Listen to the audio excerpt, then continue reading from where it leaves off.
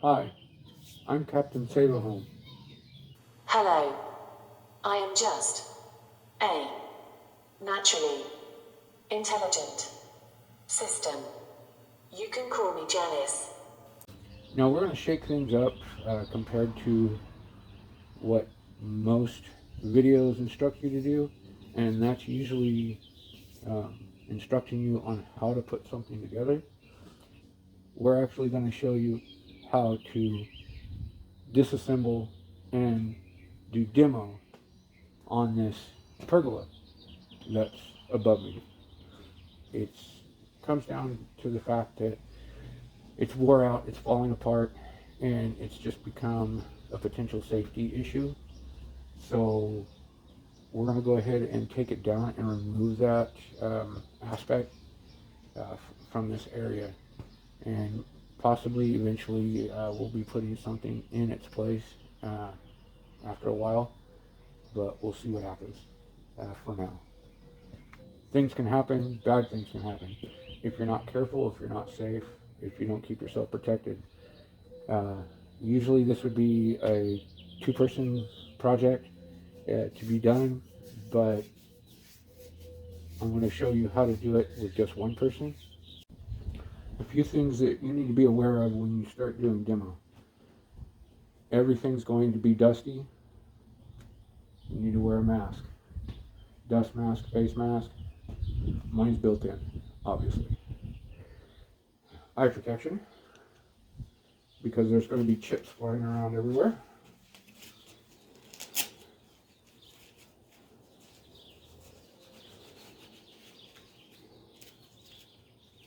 Gloves, because there are going to be splinters.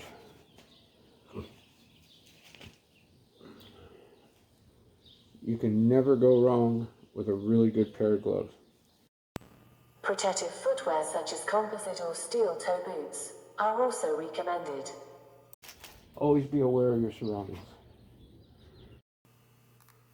Areas such as flower beds, grass, and windows should be covered and protected from debris. Items such as patio furniture should also be removed from the project site before starting the work. So first things first, we're going to grab up all of the stuff that's just laying up here, get it down out of the way and in the truck, and then we'll figure out what's going on here, remove everything, keep what we need to, trash what we don't, and then we'll be able to start moving along with the other stuff. Now when you're up on a ladder, definitely be aware of where your footing is. Now I like to use the versatile ladders. They're the all-in-ones, or the 5-in-1s, or the 4-in-1s, whatever they are. That will actually turn into an extension ladder and turn into an A-frame ladder. And with these ladders, you have a footing on both sides, which gives you definitely more stable stance. Now, if you only have a single-sided A-frame, that's fine too, just as long as you're aware of your footing. And when you're taking stuff off of this here, for example, you always want to take all the stuff that can be taken off by hand, do it by hand before you start using any sort of mechanical devices or tools to remove these. The reason I say anything that can be taken off by hand, take it off by hand, is because as you're removing things mechanically, you could end up getting surprises, and surprises hurt. So taking off all the loose stuff first by hand is always a good idea. If it's in the condition that it is with this one here, a mini sledge would be very sufficient. and what it needs to do as opposed to a full-size sledge. It's possible to be able to do it with just a regular hammer.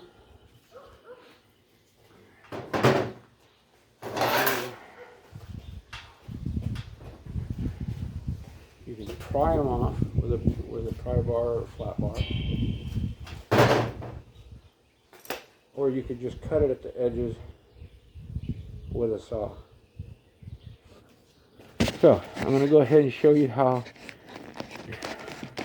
to use just a mini sledge to remove these now. Kind of give you an idea of a few techniques that can be used. You're not wanting to swing it this way. That's an awkward swing, and trust me, you'll be sore quick. A lot quicker than using it like this and tapping them up. It gives you the strength and control of both arms.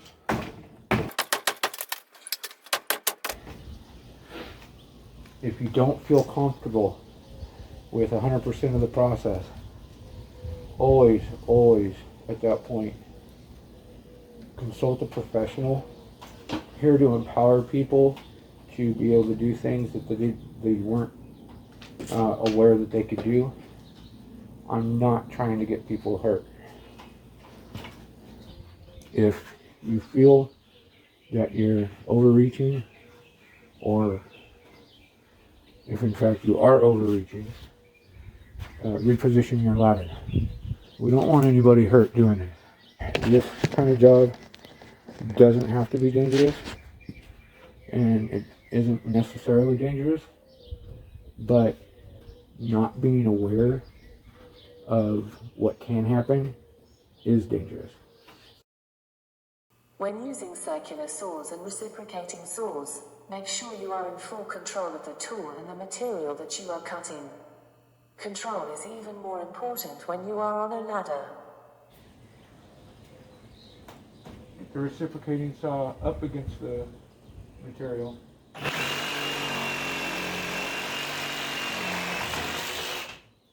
you have it.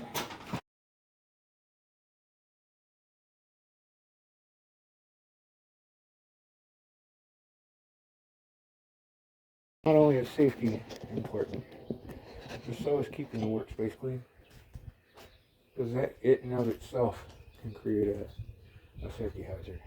So anytime you come down off the ladder, make sure you clear your space of debris.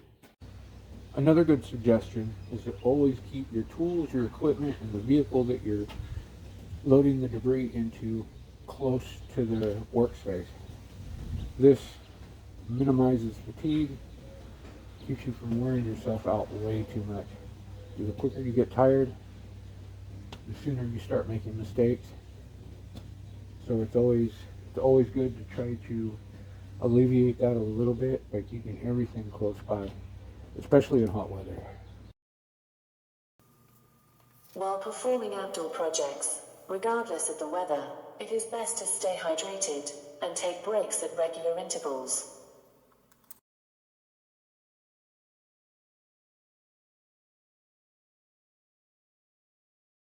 Another thing about safety is road safety. In many states, it is required by law to cover loads consisting of solid waste materials. Covering the load prevents any loose debris from endangering other vehicles and cluttering the roadways. We'll be using a drop cloth, but you can use a drop cloth, you can use a tarp, you can use some old plywood if you're going to be taking the plywood. So we'll end up covering it, and to weigh it down a little bit, we're going to put the two ladders on top of it. That way the cover doesn't flap around too much. And then we'll strap it down nice and tight and be on our way. We're about to start removing the rafters from the pergola. And you're probably wondering, Captain, how the hell are you going to do that? Well, usually it would take two people, because you would end up having one person supporting everything on one side, and you'd have the other person cutting it off, removing it, and then have the first person cut off and remove it. If it's just one person, that's where your question comes in. So we will be showing you how to do this safely, without assistance. Yay.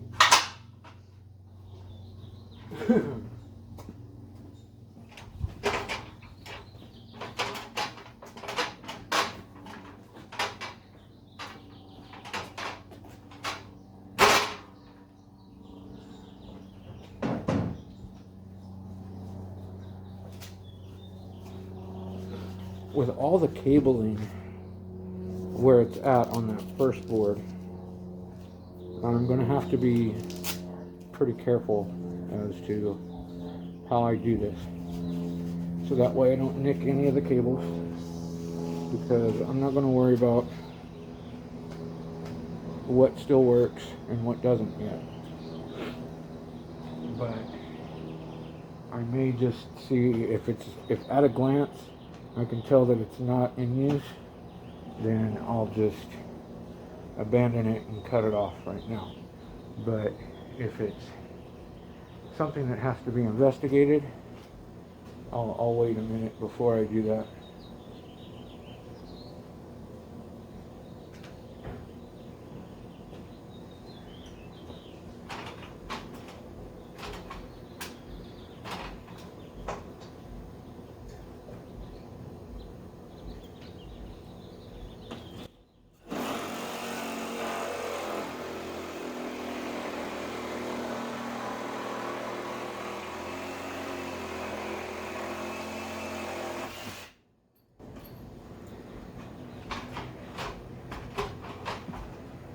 Cutting it at an angle, so that way when it does fall, it has itself to catch it. This one's still relatively in the same location, so it will bind up,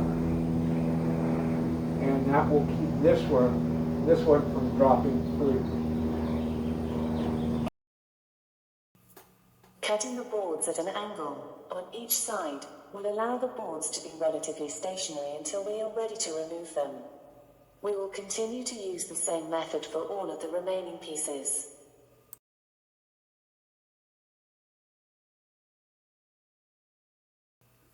If you do not plan to dispose of the debris immediately, it is wise to place the removed materials in an area where the work has been completed and out of your way.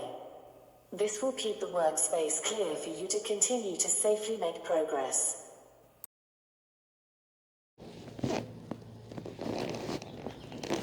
When the water heater was replaced, they ran the lines, the copper lines, over the beams. Because those beams are going to be removed, we're going to have to use plumbing strap to support those lines. I'm going to put one side of the strap against the wall and screw it to the wall, and then one side of the strap is going to be on the inside of the fascia, and that's going to support the supply line there.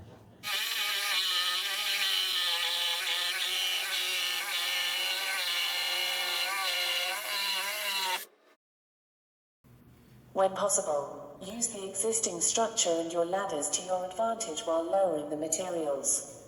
Allowing them to hold the weight while you reposition yourself on the ground will give you better leverage and balance for the heavier pieces.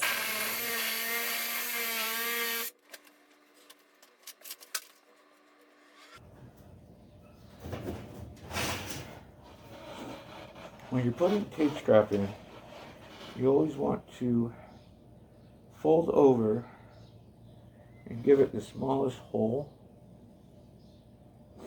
when you're screwing it in. That way, that fold there is going to give it a little more stability and a little more strength to screw into.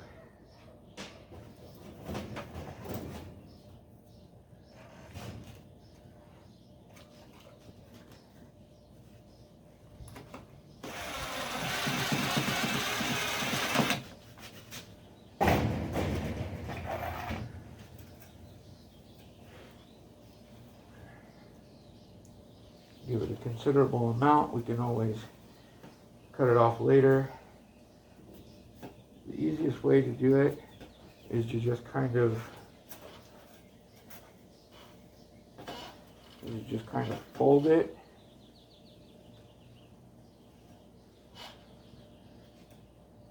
And then fold it over the other way, over and over and over again. And it will break off. It's not. Now we're wrapping the strap once around each pipe.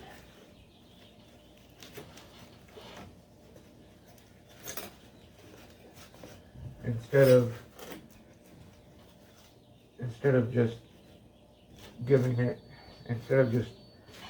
running it straight down below it, wrapping it is going to give it a more secure fit. Getting a screw in here on the other side, of course, limited space here, but as you're gonna come to realize when you're working on stuff, you're always gonna run into limited space. Pipe is secured.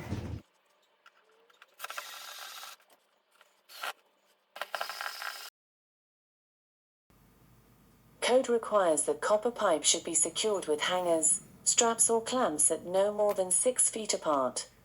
We usually secure all utility supply conduits and materials at no more than 2 feet apart wherever possible. This gives them more stability.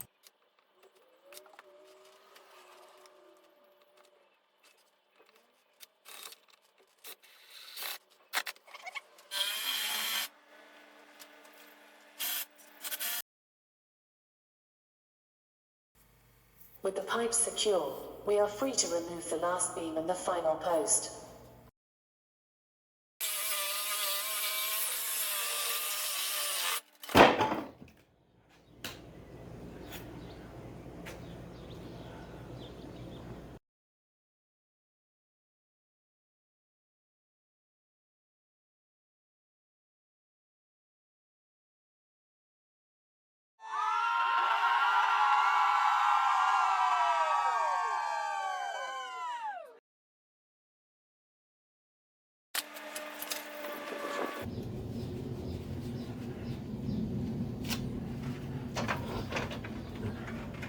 Before we move away from this area, I want to get this out of the way. We're going to need a little bit more insulation here to cover this up.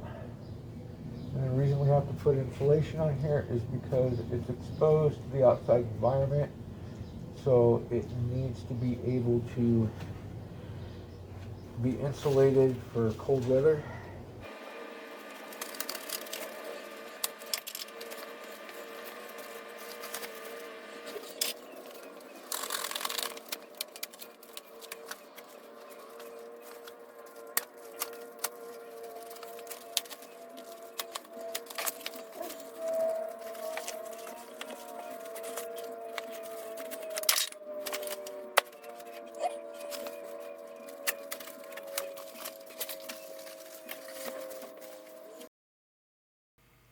Luckily, this post base is bolted onto the surface. However, they may be submerged when the concrete was poured. In those cases, you would need to cut them off flush to eliminate the tripping hazard or injuries it can cause. There are a few ways that the hanger brackets may be installed. Either by bolts, by screws, or by nails. The brackets on the exterior will require a socket to remove the bolts. The brackets on the overhang can be pried off with a flat bar and hammer.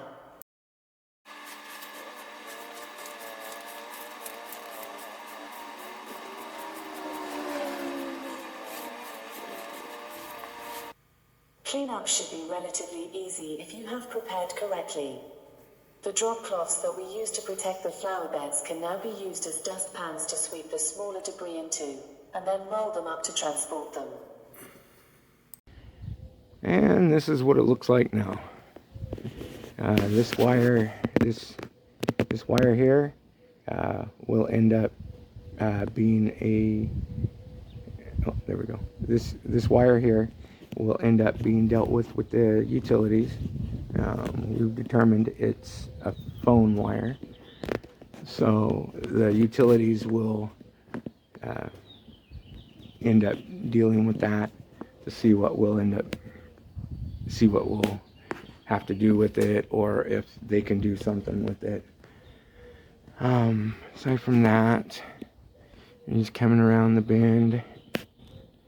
Yeah, it's a little brighter than it was when we started, but it also looks a lot more open, so, and a lot less dangerous.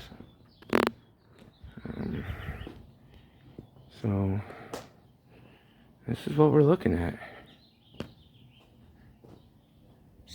All right.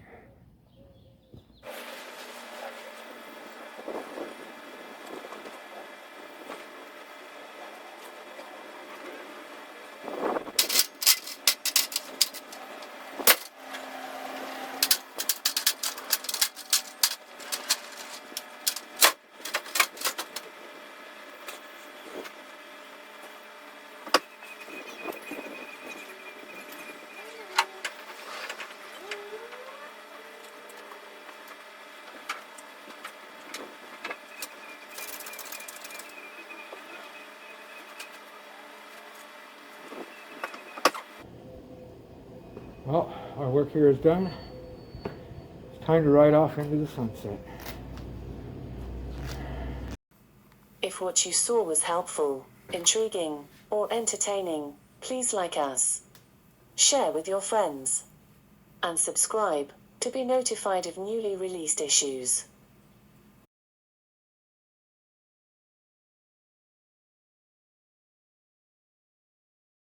Apparently it doesn't know who I am.